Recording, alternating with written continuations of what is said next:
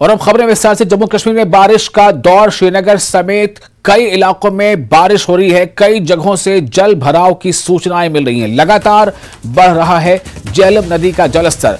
पुंछ में भी हो रही है बारिश। हिमाचल में बारिश और बर्फबारी का ऑरेंज अलर्ट। तो इस तरह से जम्मू कश्मीर और हिमाचल दोनों जगहों में बारिश हो रही है ज्यादातर जगहों पर, और जो ऊंचे इलाके हैं, जो बालाई इलाके हैं, वहां पर बर्फबारी हो रही है। इस तरह से जम्मू कश्मीर में भी और हिमाचल में भी मौसम का मिजाज बदला हुआ है। लोगों की जो जिंदगियां हैं, आम जनजीवन है, उस पर इसका असर पड़ा है।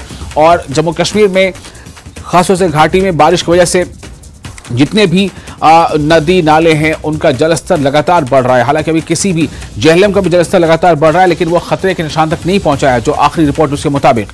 लेकिन अगर आज बारिश तेज हुई और ज्यादा देर तक होती रही तो हो सकता है कि कई जगहों पर ये जो जलस्तर है वो खतरे के निशान तक पहुंच जाए। तो जम्मू कश्मीर में बारिश का दौर लगातार जारी है। श्रीनगर समेत कई इलाकों में बारिश हो रही है। कई जगहों से जल भराव की सूचनाएं लगातार बढ़ रहा है। झेलम नदी का जलस्तर। पुंछ में भी हो रही है बारिश। हिमाचल में भी बारिश और बर्फबारी का सिलसिला जारी है। मौसम विज्ञान केंद्र ने ऑरेंज अलर्ट जारी किया हुआ है।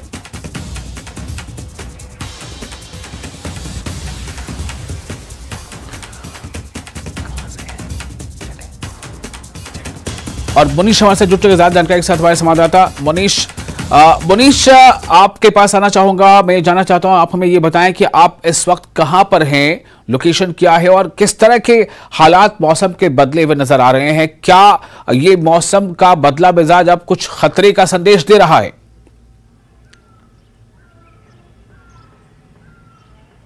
जी विशाल, बिल्कुल मैं पुंछ में ही हूँ और ये जो मौसम का बदला मिजाज है कहीं ना कहीं खतरे की घंटी है, क्योंकि जो अप्रैल का महीना जो आधा बीत चुका है और इस अप्रैल के महीने में इस तरह की बारिशें और ऊंचाई वाले क्षेत्रों में बर्फबारी होना जो एक खतरे का ही संकेत है और इससे लोगों की काफी परेशानियां बढ़ गई हैं। क्योंकि यहाँ तक बात करें पुंछ जिले में 3 दिनों से लगातार बारिश हो रही थी और अभी इस समय थोड़ा सा मौसम जो है साफ हुआ है, लेकिन जो पहाड़ी इलाके हैं वहां अभी भी बारिश हो रही है। और बात करेंगे तो पुंछ के जो इलाका है, नदी नालों का जलस्तर भी बढ़ चुका है और मंडी तहसील का अड़ाई इलाका है जहाँ की कम से कम 20,000 पॉपुलेशन है, वहां पर स्लाइडिंग हुई है और वहां की जो सड़क है वो भी बंद है। लोगों के लिए परेशानियां बढ़ गई हैं। तो ये बारिश कहीं न कहीं परेशानी का सबब बनी हुई है। जी मुनीश, क्या जो वहां पर आसपास ऐसे भी कुछ क्षेत्र हैं, कुछ नदी नाले या छोटी नदियां या फिर नाले जहां पर जलस्तर थोड़ा ज्यादा ऊपर आ गया हो और शायद अगर ज्यादा बारिश हो तो फिर ये जो है थोड़ा नुकसान भी पहुंचाए?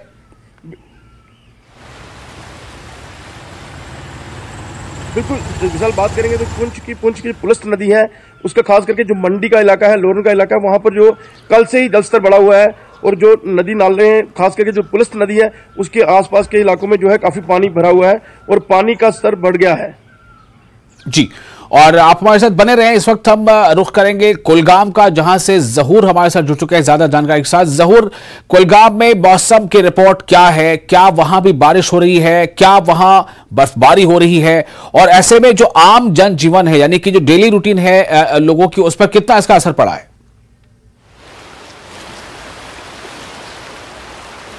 बिल्कुल विशाल, गुज़श्ता दिनों से जो मुसलसल बारिशों का जो है वो सिलसिला जारी है, जिसकी वजह से यहाँ के नदी नालों में काफ़ी पानी जो है वो उसका बहाव आप पीछे देख सकते हैं। ये आप देखिए, हम नाले विषय के करीब हैं और आप ये देख सकते हैं कि गुज़श्ता दिनों की बारिशों की वजह से कई नदी नालों में तुगियानी आ गई है। और ऐसे में कल भी हमने देखा जैसे रेल यातायात में जो है उसमें खलल पड़ा और उसी के साथ साथ जो है आमदरफ्त जो आम ट्रैफिक है उसमें भी खलल पड़ा। यहाँ जो अड़ीजन के मकाम पे एक ब्रिज है जो दमहाल को कुलगाम से कनेक्ट करता है, वो भी ज़ेर आब आ गया। उसकी वजह से ट्रैफिक जो है वो मुतासिर हो गया। और गुज़श्ता दिनों की बारिशों के बाद जो है आज सुबह जो है मौसम में थोड़ी बहुत राहत तो मिली, लेकिन अभी हम देख रहे हैं कि मतला जो है अबर आलूद है और उसके साथ साथ जो है हल्की फुल्की बूंदाबांदी भी जो है एक बार फिर शुरू हो गई है।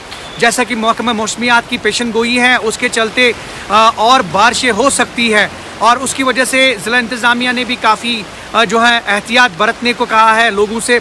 और जो नाला वशो स्पेशली, क्योंकि नाला वशो जो है काफ़ी जो है खौफनाक मंजर पेश करता है जब काफ़ी पानी आ जाता है इस नाले में। और ये हमने 2014 में भी देखा कि किस वजह से फिर सैलाबी सूरत हाल जो है नाला वशो के किनारों पे जो आबाद गाँव देहात हैं वो तबाह हो गए। और उसी वजह से जो है काफ़ी परेशानियां भी लोगों को हुई। और एक बार फिर जो है ये जो पानी आप देख रहे हैं, ये आप देख सकते हैं विशाल की मेरे पीछे, ये देखिए पानी में करंट कितना है। और ये आप समझ सकते हैं कि बिल्कुल अगर बारिशें बंद नहीं होती हैं तो एक सैलाबी सूरत हाल जो है वो पैदा हो सकती है। लेकिन फिलहाल इंतज़ामिया ने भी, ज़िला इंतज़ामिया कुलगाम ने भी कंट्रोल रूम्स कायम किए हैं और लोगों से कहा गया है कि अगर पूरी मदद उनको चाहिए तो कंट्रोल रूम्स में भी कायम ये जो राब्ता जो है वो कायम किया जा सकता है। और कल परसों भी हमने देखा कि किस तरह से जो खाना बदोश कुंबे हैं उनको बाहिफाजत निकाला गया। वो भी नाला विशों के करीब जो थे वो रिहाइश पजीर थे, उनके माल मवेशी को बचाया गया। और पुलिस और इंतज़ामिया की जितनी सताइश की जाए उतनी कम है। उनने पूरी कार्रवाई की, रातों रात उनको बाहिफाजत वहाँ से निकाला और उनको महफूज मकामात की तरफ मुंतकिल किया गया। और इसके साथ साथ जो SDRF और SDRF की टीम्स हैं और स्पेशली जो ज़िला इंतज़ामिया की टीम्स हैं वो मुतहरिक हो गई हैं और कहीं ना कहीं वो अभी ग्राउंड पे नज़र आ रही हैं। और यकीनी तौर पे हम अल्लाह से भी दुआ गो हैं कि ये बारिशों का सिलसिला जो है वो बंद हो जाए ताकि किसी तरह से राहत भी नसीब हो लोगों को और ईद जो है वो अच्छे से हो पाए। और विशाल में आपको कहूँ कि ये जो तुगियानी आप ये देख रहे हैं और पीछे कई जगहों पे जो क्लाउड बर्स्ट हुआ और जो अगर हम जिला कुलगाम के पहाड़ी इलाकों की बात करें तो पहाड़ी इलाकों में थोड़ी हल्की फुल्की बर्फबारी भी हुई। मौसम जो है मौसम में काफ़ी तब्दीली रोनमा जो है वो हुई है और सर्दियां जो हैं अचानक जैसे लगता है कि चिलाई कलां का मौसम जो है वो वापस आ गया है और लोगों ने एक बार फिर यहाँ पे फैरन पहनना शुरू किया है, कांगड़ियाँ हाथों में हैं। और ऐसे में जो है मौसम अगर ठीक होता है तो बिल्कुल सभी जो सूरत हाल है वो उसमें बेहतरी आ सकती है। लेकिन फ़िलहाल अगर हम बात करें अभी बूंदाबांदी की तो वो हल्की फुल्की बूंदाबांदी अभी भी जारी है। आप ये देख सकते हैं मतला जो है काफ़ी अबर आलूद है और यहाँ पे जो नदी नाले हैं उनमें काफ़ी पानी आ गया है। और ये जो आप पानी पीछे देख सकते हैं ये नाला वेशो का पानी है और ये यहाँ से जहलिम में मर्ज हो जाता है और आप ये समझ सकते हैं कि आगे जहलिम में कितना पानी हो सकता है। और उसके साथ साथ अगर हम बात करें अभी सुबह सुबह जो रिपोर्ट्स जैसे संगम में तकरीबन 15 फीट, उसके साथ साथ राम मुंशी बाग और जहाँ पे हम ये देख रहे हैं ये जो यहाँ गांव देहात से पानी नीचे जा रहा है ये पानी जमा हो रहा है और उस वजह से काफ़ी खदशात जो हैं वो जाहिर किए जा सकते हैं क्योंकि इन नदी नालों में और इन दरिया के किनारों पे जितने भी लोग आबाद हैं उन्हें एहतियात बरतने की अपील की गई है। और साथ में अगर हम ज़िला इंतज़ामिया कुलगाम की बात करें तो ज़िला इंतज़ामिया कुलगाम ने परसों से ही कंट्रोल रूम्स के कायम किए और साथ में जो उनकी SDRF टीम्स हैं उनको भी मुतहरिक किया गया है और जितने भी NGOs हैं या जो वॉलंटियर्स हैं उन्हें भी मुतहरिक रहने की अपील की गई है। और ऐसे में लैंडस्लाइड्स का खदशा है और जैसे कल भी हमने देखा कि पहलगाम बेताब वैली के करीब या चंदनवाड़ी रोड पे वहाँ पे लैंडस्लाइड आया। ऐसे में जो टूरिस्ट्स हैं उनको भी एहतियात बरतने की जो है वो सलाह दी गई है। और कुल मिलाकर अगर बारिशों का सिलसिला जो है वो बंद होता है तो मौसम में बेहतरी के इम्कानात जो हैं वो रोशन हो सकते हैं। लेकिन अभी जो आप ये पीछे देख सकते हैं ये मनाजिर, इससे साफ जाहिर है कि अभी भी नदी नालों में काफ़ी पानी है और ये पानी जो है ये वाकई तौर पे काफ़ी परेशानी का सबब बन सकता है। लेकिन ज़िला इंतज़ामिया या फिर जितने भी जनूबी कश्मीर के अजला हैं जहाँ पे अभी इस तरह की बारिशों का सिलसिला जारी है वहाँ पे भी जो है टीम्स मुतहरिक हो गई हैं। ज़िला इंतज़ामिया या जितने भी अजला हैं वहाँ पे जो है सलाह दी गई है लोगों को कि वो एहतियात बरतें। बिल्कुल, मैं ज़रूर इसी सवाल को लेकर जरा मोनिश के पास जाना चाहूंगा जो पुंछ से हमारे साथ जुड़े हुए हैं।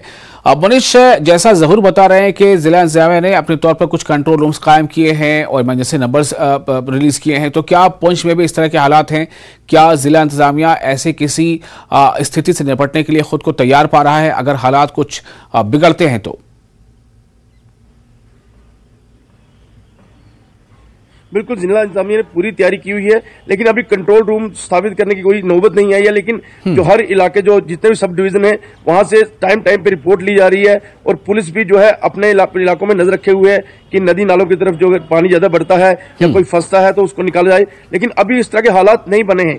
लेकिन इस समय सबसे बड़ी जो समस्या है जो लोगों के लिए है कि जो ईद की खरीदारी करने वाले हैं वो गांव से जो लोग बाजारों में नहीं आ पा रहे हैं, बारिश बहुत ज्यादा है और कुछ जो रास्ते भी बंद हुए हैं, तो उसके कारण लोगों को यार परेशानी है। लेकिन अभी इतनी कोई जो है मतलब खराब हालत नहीं बनी है पुंछ में कि इसके लिए कंट्रोल रूम स्थापित करने पड़े। जी, आपने बताया था अभी मनीष की कुछ जगहों पर लैंडस्लाइडिंग भी हुई है, तो क्या ये लैंडस्लाइडिंग मतलब छोटे पैमाने पर हुई है या फिर उस लैंडस्लाइडिंग से कुछ जो ट्रैफिक है या आवागमन वो अवरुद्ध भी हुआ है? बिल्कुल, ये जो मंडी तहसील का अड़ाई इलाका है वहां की 3 पंचायतें हैं और उनको जोड़ने वाली एक ही PMGSY की सड़क है, तकरीबन 10 किलोमीटर लंबी सड़क है। वो सड़क जो है वो मुतासिर हुई है और वहां पर ट्रैफिक जो है पूरी तरह से बंद है, क्योंकि अभी वहां बारिश हो रही थी और अभी तक जो है वहां पे जो है स्लाइडिंग का हटाने का काम शुरू नहीं हुआ है। लेकिन जो लोग हैं, कुछ लोग जिनको जरूरी आना जाना है वो पैदल आ रहे हैं और वो जो लोग जो है परेशानियों का सबब बना हुआ है उन लोगों के लिए। लेकिन अभी जो है मतलब पूरा इलाका जो है, उस इलाके कम से कम 20,000 से अधिक जो आबादी है वो मुतासिर हुई है इस लैंडस्लाइडिंग से। मनीष, आपसे भी ये सवाल करना चाहूंगा और जहूर आपसे भी, ऐसे हालत में जब मौसम ने बहुत बदला हुआ मंजर पेश किया है, लोग घरों में रहने को दुबके रहने को मजबूर हैं, सर्दी बढ़ गई है, ऐसे में क्या स्कूलों में फिलहाल कुछ छुट्टी वुट्टी दी गई है या उसका शेड्यूल कुछ बदला गया है? क्या जानकारी है मनीष, पहले आप बताएं। नहीं, स्कूलों में छुट्टी तो नहीं दी गई, लेकिन स्कूलों में जो स्टूडेंट की जो तादाद है वो कम हुई है, क्योंकि आज भी सुबह देखा गया कि जो बच्चे हैं वो काफी कम तादाद में जो स्कूलों की तरफ जा रहे थे, क्योंकि मौसम ही इतना खराब है और लोग जो है माँ बाप खुद ही बच्चों को घर नहीं भेज रहे हैं। लेकिन अभी इंतजामिया की तरफ से कोई ना शेड्यूल बदला गया है, ना ही कोई छुट्टी दी गई है। वैसे भी कल से अगले 3 दिनों तक छुट्टी रहने वाली है, तो इसलिए अभी कोई ऐसा कदम नहीं उठाया गया है। जी जहूर।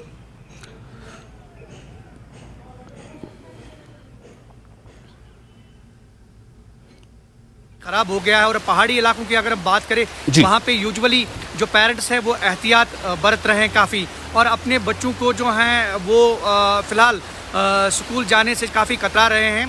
और जैसा कि अगर हम प्लेन्स की बात करें तो प्लेन्स में भी काफ़ी बारिशें हो गई, और जैसे स्कूली बच्चों का ताल्लुक है तो कुछ बच्चे पिछले 1-2 दिन से स्कूल नहीं गए क्योंकि काफ़ी बारिशों का सिलसिला जो है वो जारी था, और ऐसे में टेम्परेचर काफ़ी डिप हो गया और सर्दियाँ भी बहुत बढ़ गई, जिसकी वजह से जो अगर हम प्राइमरी या नर्सरी क्लासेस की बात करें तो छोटे छोटे बच्चों को जो हैं वो उनके पेरेंट्स कतरा रहे हैं उन्हें स्कूल भेजने में। और ऐसे में अगर हम पहाड़ी इलाकों की बात करें, क्योंकि मैंने पहले भी बताया कि जिक्र किया कि लैंडस्लाइड्स का काफ़ी खतरा है, और ऐसे में जो पहाड़ी इलाकों में वाक़ा सरकारी स्कूल है या फिर अगर हम दीगर स्कूल की बात करें तो वहाँ पे एहतियात बरती जा रही है, और खुद लोग जो हैं वो अपने बच्चों को अभी फ़िलहाल घरों में ही रखना पसंद कर रहे हैं। और वैसे मुनीष ने भी बताया कि 1-2 दिन अब छुट्टियां होने वाली हैं, ईद आने वाली है, तो ये 1-2 दिन जो है वो छुट्टियां रहेंगी। फिलहाल जो पेशन गोई है उसके चलते काफ़ी एहतियात बरत रहे हैं, चाहे वो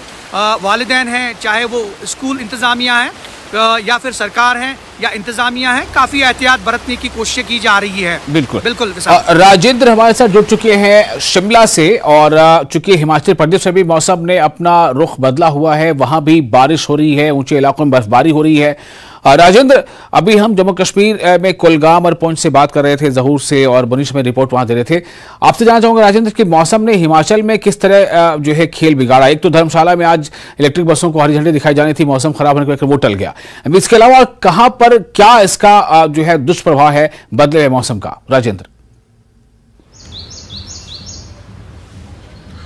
बिल्कुल वैशाल, और अभी हालांकि हल्के बादल जरूर छटे हैं, हल्की हल्की धूप खिलना शुरू हुई है, लेकिन कितनी देर तक रहती है ये बड़ा सवाल है, क्योंकि लगातार मंगलवार रात से ही पूरे हिमाचल प्रदेश में बारिश का दौर जारी है। हाई हिल्स के ऊपर बर्फबारी का दौर जारी है। लाहौल स्पीति किन्नौर की हाई हिल्स में 1 फीट तक बर्फबारी हो गई है। अब बहुत से ऊंचाई वाले स्थानों पर मलबा गिरने से, लहासा गिरने से सड़कें भी बंद हुई हैं। हालांकि प्रशासन की तरफ से इनको खोलने का काम ज़रूर जारी है, लेकिन दिक्कत परेशानी लगातार लोगों की बढ़ रही है। टेम्परेचर में लगातार गिरावट हो रही है, मैक्सिमम हाई टेम्परेचर में ज़रूर गिरावट हो रही रही है, लेकिन मिनिमम टेम्परेचर हालांकि कुछ एक बना हुआ है।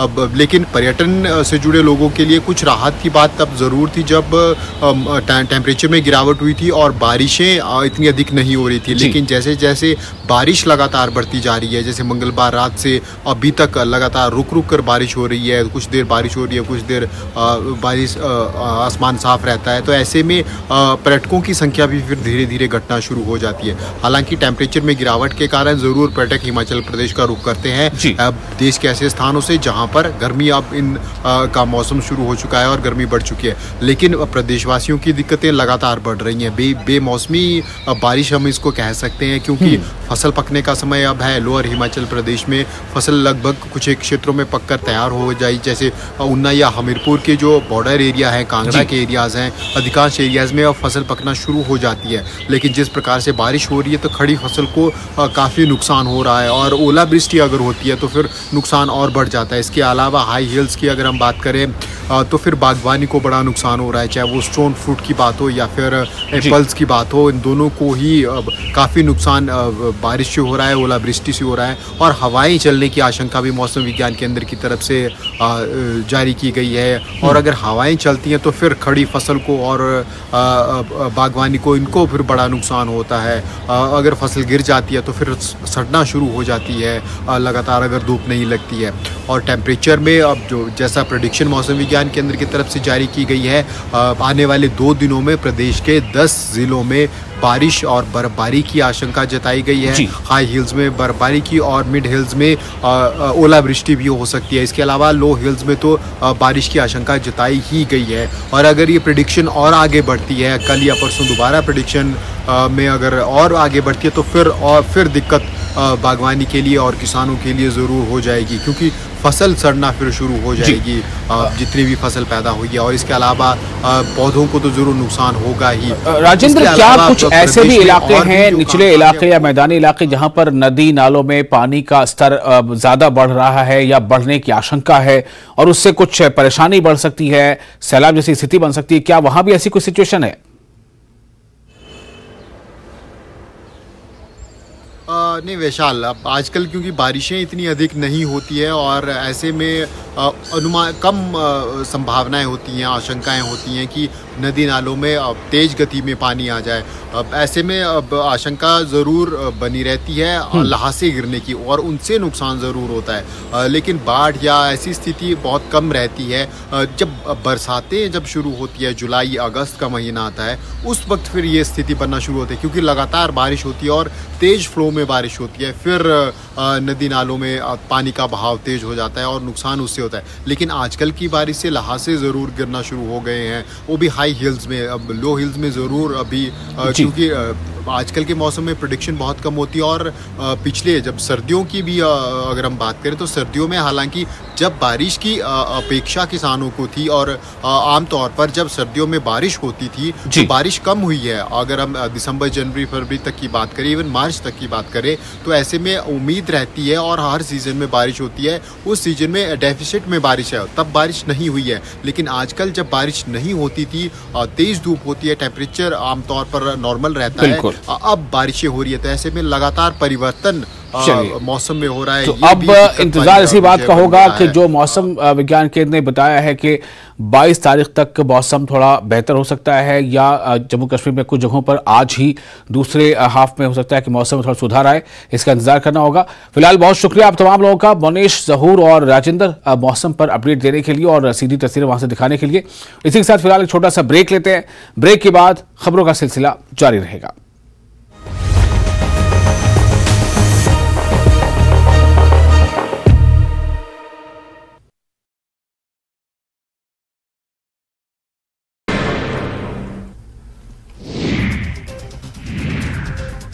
कांग्रेस की कार्यशाला में बोले सीएम गहलोत, हमने सर्वे किया है, प्रदेश में जीत रही है कांग्रेस। कार्यकर्ताओं से की अपील, राजनीति के चक्कर में न पड़े, लोगों को योजनाओं के बारे में बताएं।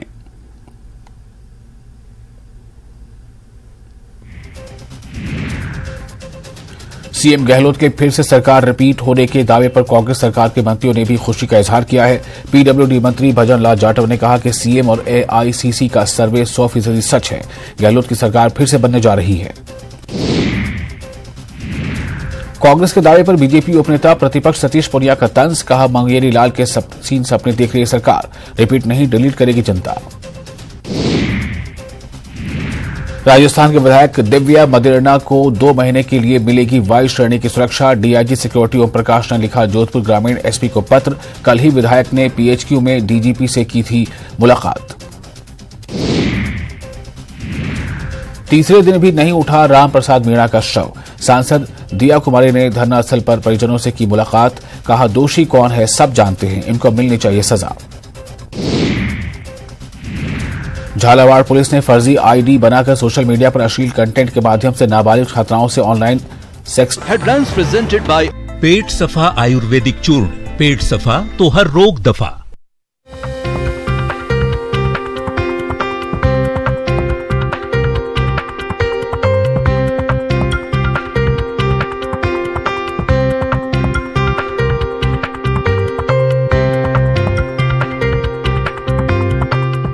Headlines presented by Pet Safa Ayurvedic चूर्ण, पेट सफा तो हर रोग दफा।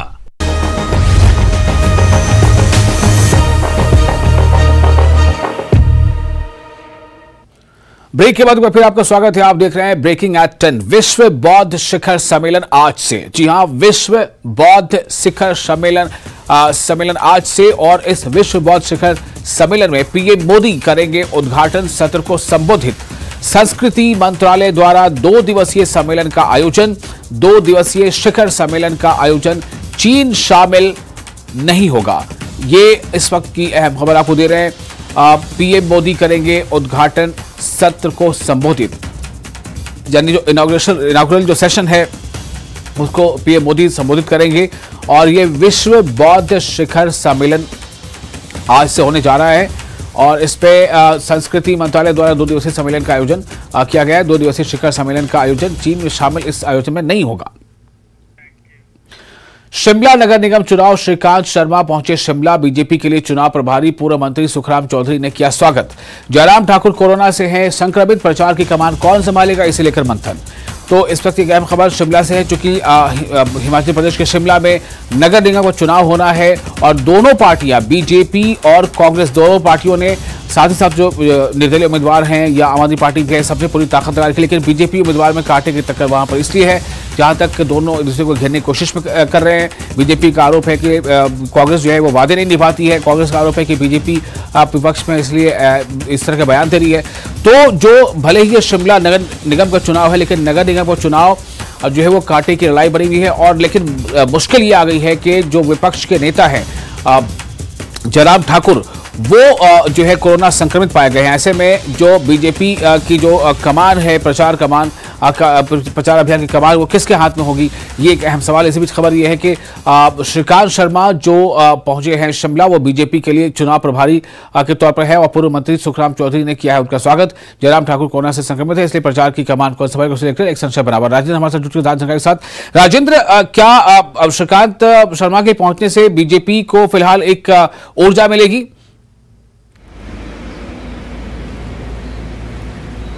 बिल्कुल वैशाल, ये उम्मीद लगाई जा रही है भाजपा की तरफ से कि श्रीकांत शर्मा केंद्रीय प्रभारी हैं, उनके पहुंचने से पार्टी एकजुट होगी और एक दिशा में आगे बढ़ेगी भी, क्योंकि केंद्रीय प्रभारी है, इनकी रिपोर्ट बहुत मायने रखती है।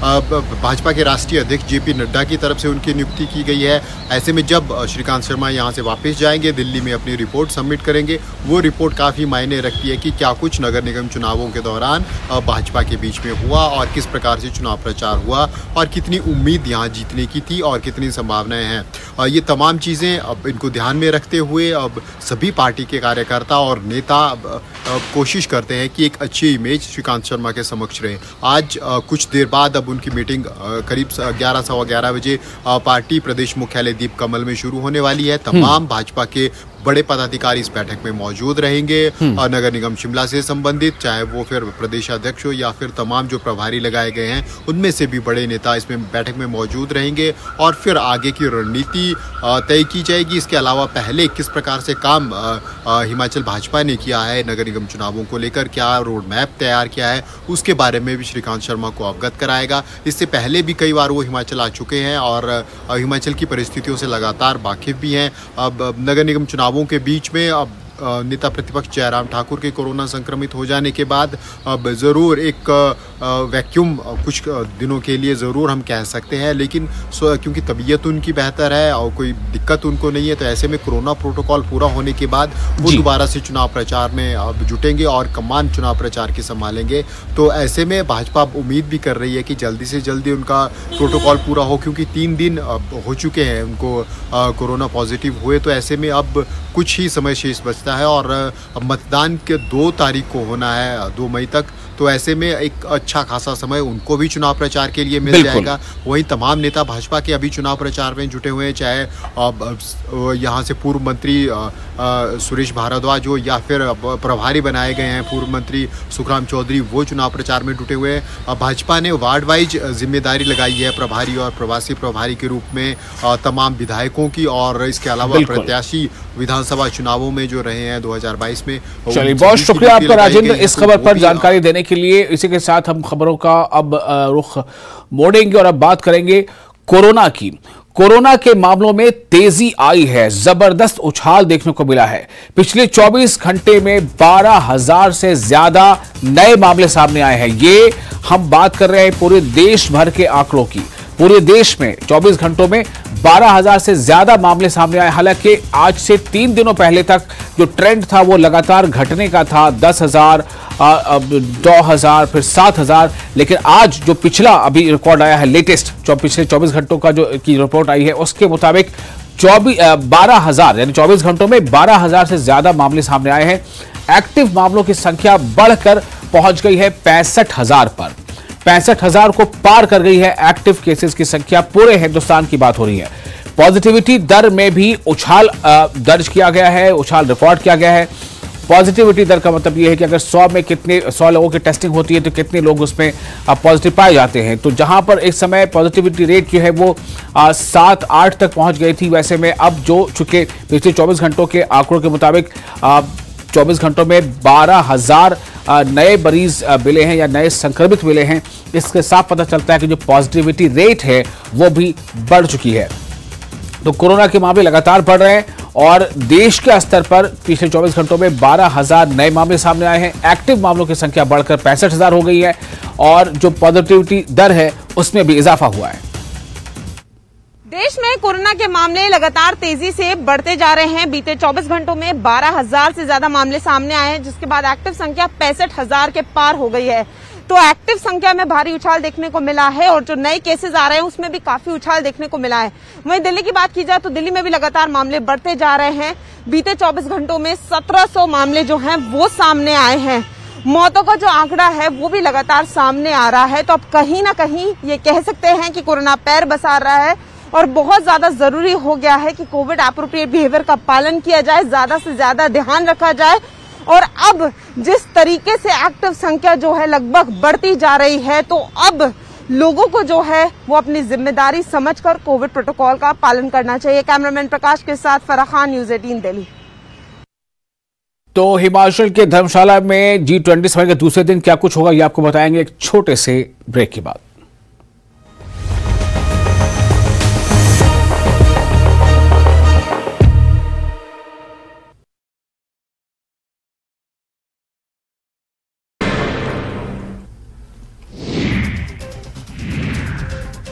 कांग्रेस की कार्यशाला में बोले सीएम गहलोत, हमने सर्वे किया है, प्रदेश में जीत रही है कांग्रेस। कार्यकर्ताओं से की अपील, राजनीति के चक्कर में न पड़े, लोगों को योजनाओं के बारे में बताएं।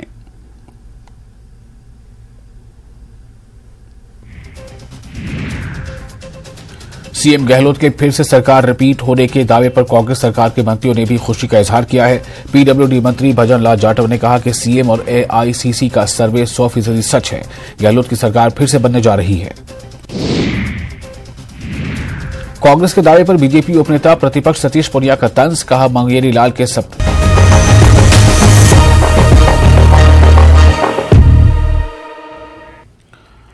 ब्रेक के बाद फिर आपका स्वागत है। आप देख रहे हैं ब्रेकिंग एट 10। G20 सम्मेलन का दूसरा दिन। जी हां, हिमाचल के धर्मशाला में G20 सम्मेलन का दूसरा दिन है।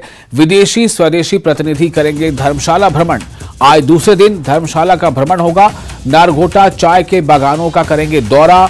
मान टी एस्टेट फैक्ट्री भी जाएंगे मेहमान। कांगड़ा कला संग्रहालय का भ्रमण भी करेंगे प्रतिनिधि, और इन प्रतिनिधियों में विदेशी मेहमान भी हैं और देश के भी अलग अलग हिस्सों से जो विशेषज्ञ हैं वो इसमें शामिल हैं। तो आज G20 सम्मेलन का दूसरा दिन है। ये हिमाचल प्रदेश के धर्मशाला में सम्मेलन जारी है। आज दूसरे दिन आज ये जितने भी ये मेहमान हैं, जो प्रतिनिधि हैं, ये आज धर्मशाला का भ्रमण करेंगे और अपने इस भ्रमण के दौरान नारघोटा चाय के बागानों का दौरा करेंगे। साथ ही मान टी एस्टेट फैक्ट्री भी जाएंगे। ये तमाम के तमाम मेहमान कांगड़ा कला संग्रहालय का भ्रमण भी ये प्रतिनिधि करेंगे।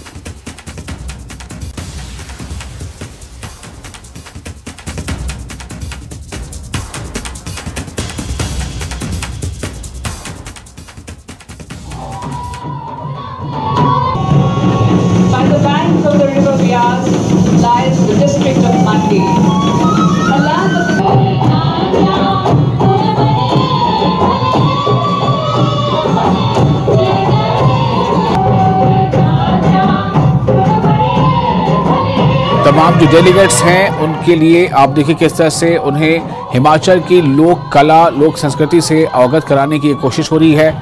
और इसमें अलग अलग जो नृत्य के रूप हैं, हिमाचल की जो प्रतीक है, हिमाचल की जो पहचान है, उसे जो है वहाँ पर परफॉर्म किया जा रहा है, ताकि जो विदेशी मेहमान हैं वो हिमाचल की संस्कृति, हिमाचल की जो लोक कथाएँ हैं, लोक नृत्य है, उससे वो वाकिफ़ हो सकें। तो आज हिमाचल में जो हिमाचल के धर्मशाला में जो सम्मेलन जारी है G20 का, उस सम्मेलन का आज दूसरा दिन है। और आज दूसरे दिन जितने भी प्रतिनिधि हैं अलग अलग देशों के, इनका आज जो मुख्य कार्यक्रम है वो है धर्मशाला भ्रमण का, यानी एक तरह से हम कह लें कि धर्मशाला के विजिट का आज है। इसमें वो टी गार्डन में जाएंगे, टी फैक्ट्री जाएंगे और वो बहुत करीब से देखेंगे, जानेंगे कि आखिर हिमाचल की चाय की खुशबू भी जो इतनी मशहूर है तो वो क्यों है, और किस तरह से टी गार्डन में चाय की पत्तियाँ जो है वो उगाई जाती है, और किस तरह से जो फैक्ट्री है वहाँ पर इसका प्रोसेसिंग किस तरह होता है। ये तमाम चीज़ें आज मुख्य आकर्षण में हैं। हिमाचल प्रदेश के धर्मशाला में, कांगड़ा ज़िले के धर्मशाला में जो आज ये G20 सम्मेलन का दूसरा दिन है, तो आज दूसरे दिन धर्मशाला भ्रमण का कार्यक्रम मुख्य तौर पर इन प्रतिनिधियों के लिए रखा गया है।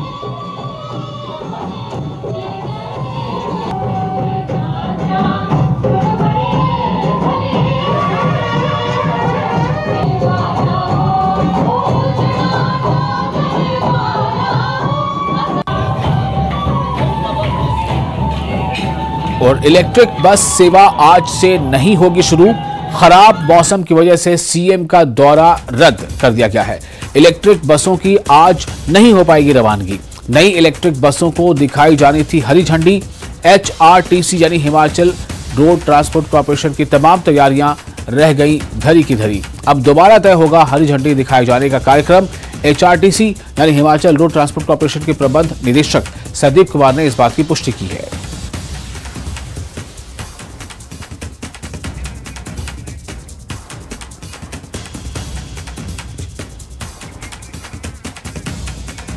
और विचित्र जुड़ गए हमारे साथ फोन लाइन पर जानकारी के साथ। विचित्र, सवाल वही है G20 का सम्मेलन और हिमाचल की खूबसूरती। तो आज जो धर्मशाला भ्रमण का कार्यक्रम है, क्या वो शुरू हो चुका है या उसमें भी थोड़ा समय है?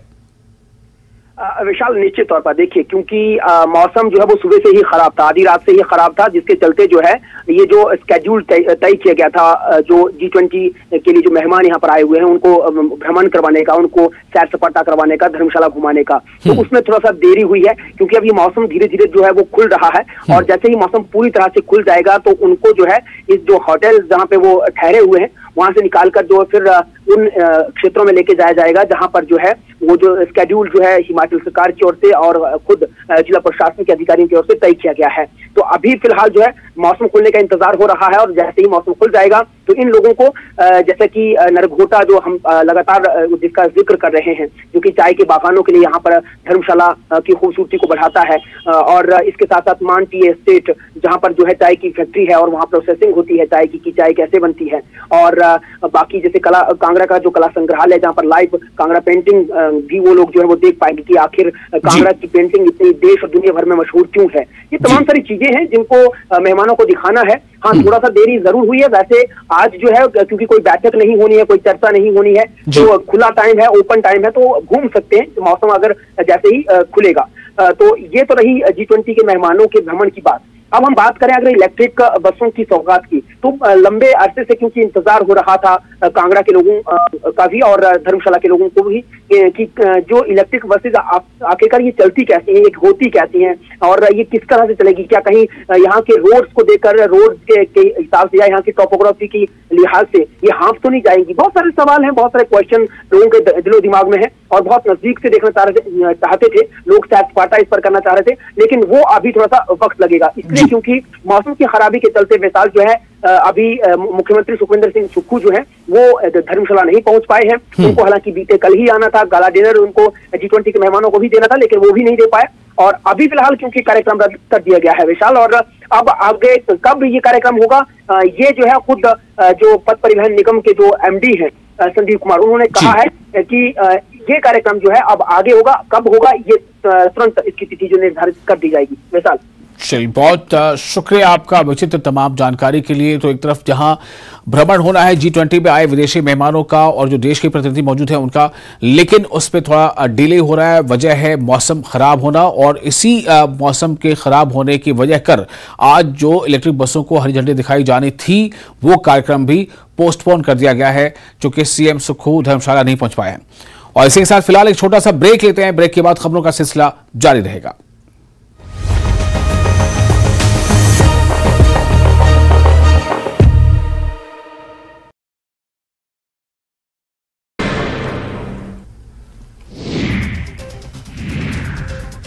कांग्रेस की कार्यशाला में बोले CM गहलोत, हमने सर्वे किया है, प्रदेश में जीत रही है कांग्रेस। कार्यकर्ताओं से की अपील, राजनीति के चक्कर में न पड़े, लोगों को योजनाओं के बारे में बताएं।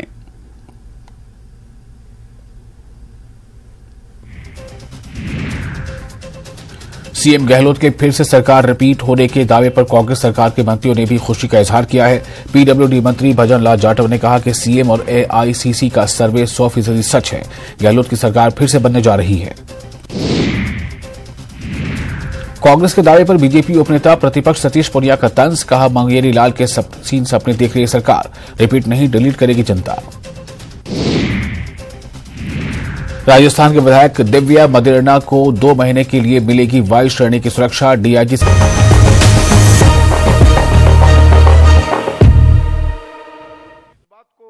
कहा कि दुनिया के प्रमुख चुनौतियों का समाधान बौद्ध जीवन दर्शन से ही हो सकता है।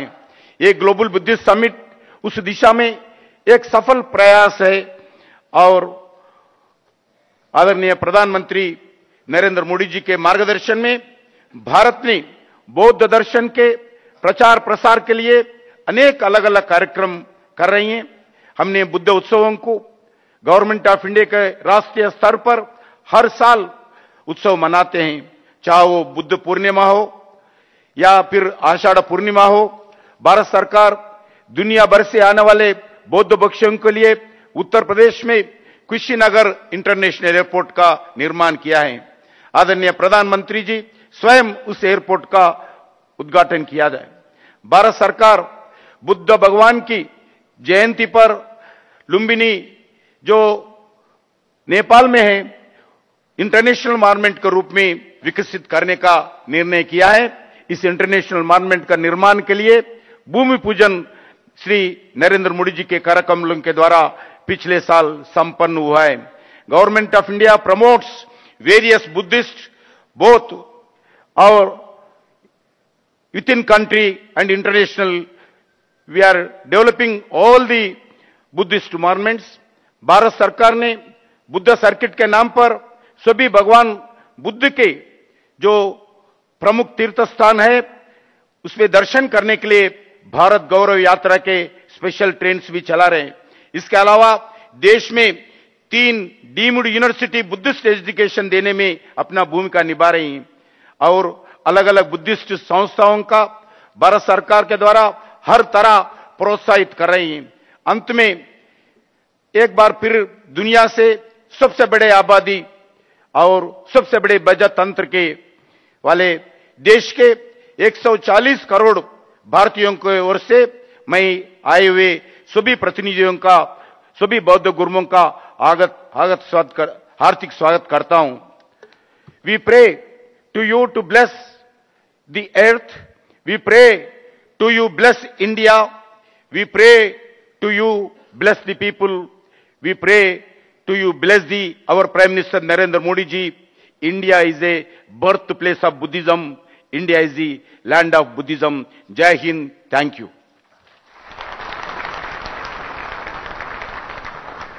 Thank you, sir. Ministry of Culture, Government of India has been indomitably committed towards preservation, conservation of Buddhist heritage and traditions, along with promotion of its practices. May now request Sri Kiran Rijiju, Honorable Minister of Law and Justice, Government of India, for his address, please. Sri Kiran Rijiju ji.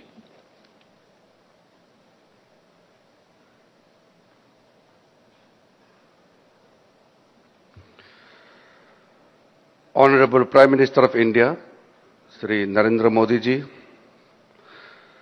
Union Ministers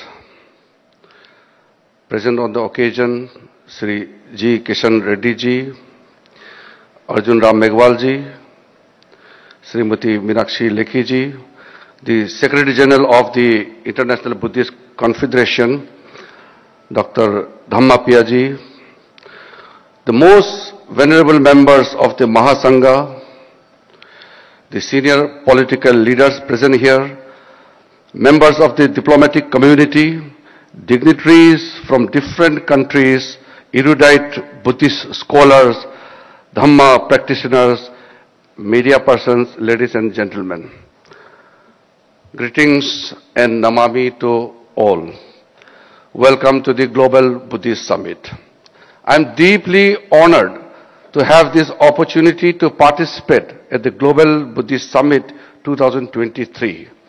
As we gather here today, we are reminded of the universal teachings of the Lord Buddha and the significance of his Dhamma that foster wisdom, well-being and the world peace with compassion. I find myself fortunate to have been associated with the IBC since its inception. I have been seeing the IBC growing and promoting the Buddha legacy as an umbrella body both in India and at the world at large. The support from the Mahasangha world over and the Supreme Patriarchs, Sangha Nayaks, meditation masters, various Buddhist associations, monastic bodies, learned Buddhist scholars have brought us to this historic day when we are all witnessing this auspicious day happening. It is very appropriate to see the theme of this Global Buddhist Summit, responses to the contemporary challenges, philosophy to the praxis, and that the summit is divided into two separate parallel sessions, a Sangha session and an academic session with diverse sub-themes such as Buddha Dhamma and peace, environmental crisis, health and sustainability, preservation of Nalanda Buddhist tradition, Buddha Dhamma pilgrimage, living heritage and Buddha relics, etc. We know that the Buddha Dhamma is not just a religion, it is a way of life that emphasizes compassion towards all beings. It is also addressing the most pressing issues facing our world today, and that is the well-being of the people. The Dhamma has much to teach us about the way as to how to live in peace, happiness and harmony within the natural world. The teachings of impermanence and interdependence remind us that everything in this world is changing and are interconnected, and that our actions have consequences not only on us but the world outside. We must learn to live in a way that is sustainable and respectful of the earth and its resources. First of all, I would like to acknowledge, and it's very heartwarming to see that so many dignitaries across the globe are here, and in the august presence of Honorable Prime Minister Sri Narendra Modi ji, we are witnessing this historic event. And it is also very heartwarming to acknowledge that Government of India, under the leadership of Honorable Prime Minister Narendra Modi ji, has taken several steps for the promotion and preservation of Buddhist culture in the country. From 2014, the Government of India has taken a lead role in all the events related to Buddhism and also associated with Lord Buddha. All the important events are celebrated across the country, where we see very active role played by the state. For the first time, Honorable Prime Minister himself takes the lead role in all the major events, particularly the Vesak